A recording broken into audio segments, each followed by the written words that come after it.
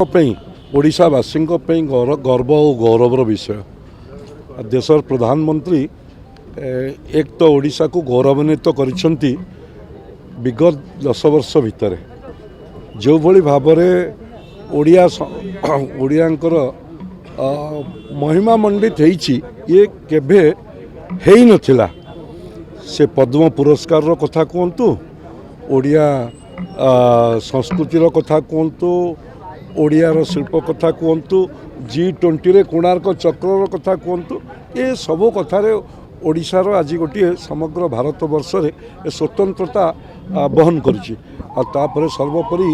आज विधायक आउ सांसद मंत्री परिषदर समस्त सदस्य मुख्यमंत्री तांका सहित राज्यर पदाधिकारी सेमानंक सहित आसंता 2036 मसीह ओडिशा किभଳି थिबो जो विकास चित्र ये जो करिसेंती ये निश्चित रूपे समस्त को प्रेरणा दे आगामी दिन में ये ओडिशार विकास को चौमुखी विकास को आगू नब एभली प्रेरणा दायी कथादक रखिंट। 2036 जितेबले ओडिया भाषा भित्तिक राज्य 100 वर्ष पूर्ति करुथिबो सेतेबले ओडिशार कोभली विकास हम से कथा को आम समस्त पाखरे तार गोटे ब्लू प्रिंट थोइले ये निश्चित रूपे समस्त को प्रेरणा दब।